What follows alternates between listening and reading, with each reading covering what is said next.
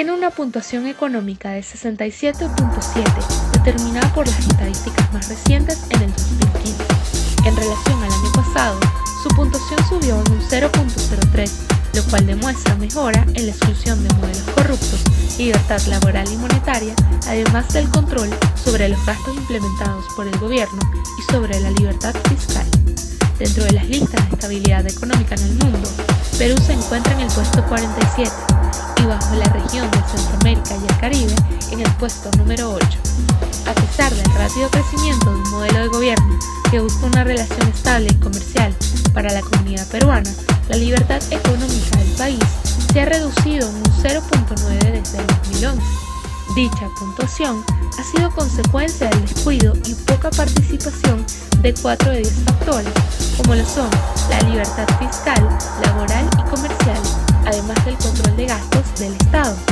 Las reformas, el establecimiento de relaciones internacionales y el incentivo hacia nuevos comercios para el turismo han ayudado a promover una mejor economía en el pasado. Dichos acuerdos han logrado el inicio de reformas para el cuidado del ciudadano y la construcción de instituciones. Sin embargo, la estructura de estas iniciativas se encuentra débil, por lo tanto es muy vulnerable a la sensación de sistemas corruptos e interferencia en los mensajes políticos.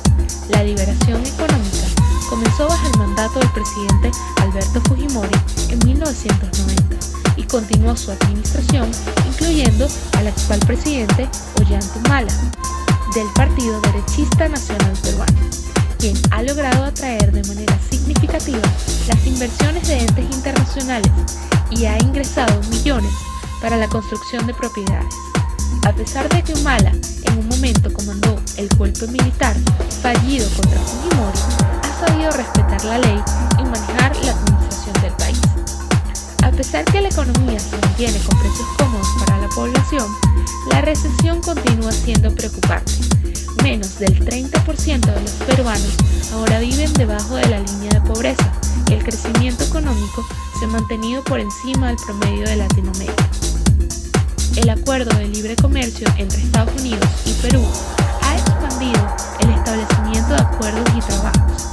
En los últimos años se han logrado varios acuerdos libres de comercio y actualmente Perú es miembro fundador de la Alianza del Pacífico.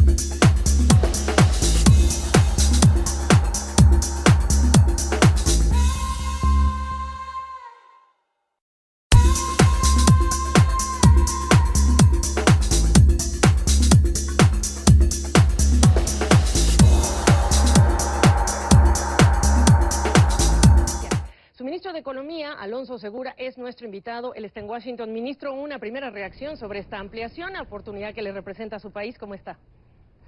Buenas tardes, Gabriela. Muchas gracias por la invitación. ¿Qué oportunidades ve usted ahora con esta ampliación, el tema del gas, el petróleo para Perú? Bueno, yo creo que nosotros somos un exportador importante de gas natural sobre todo, y efectivamente somos un país integrado al mundo. Tenemos tratados de libre comercio con países representando el 92% del comercio global, entonces toda reducción en costos de comercio a través de poder pasar por el canal ampliado es significativo para Perú, ¿no? En el informe del Fondo Monetario Internacional sobre perspectivas económicas se habla de su país como el tercero que más va a crecer en el mundo. Además, sin embargo, ministro, usted sabe muy bien que las cifras de crecimiento de hace unos años ya no son las mismas de este año. ¿Qué están haciendo ustedes en materia de competitividad, de estrategia para mantener ese crecimiento? Sí, mira, Gabriela, estamos haciendo varias cosas. Primero, estamos implementando políticas de corto plazo, básicamente para empujar la economía hacia arriba en el horizonte de un año. Políticas fiscales y reducción de impuestos, eso por un lado.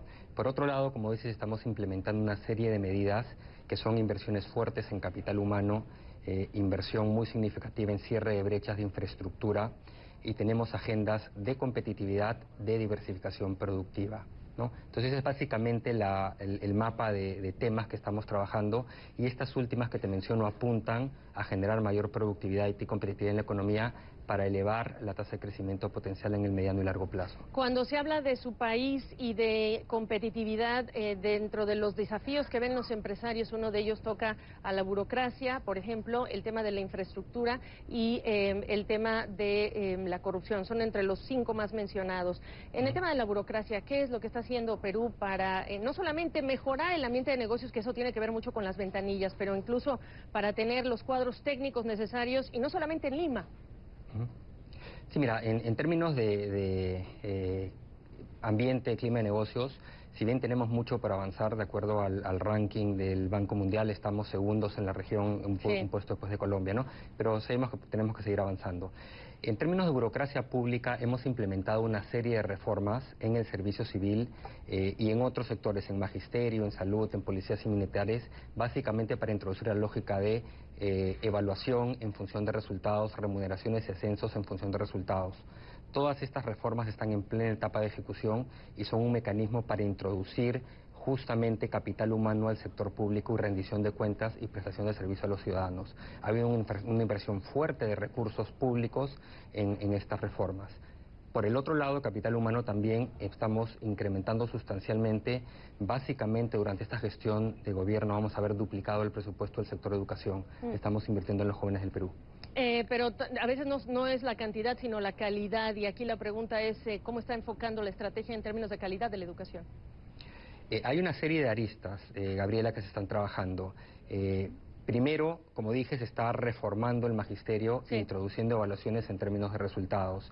Después se están haciendo reformas curriculares, bachilleratos internacionales en escuelas públicas, enseñanza de inglés en escuelas públicas.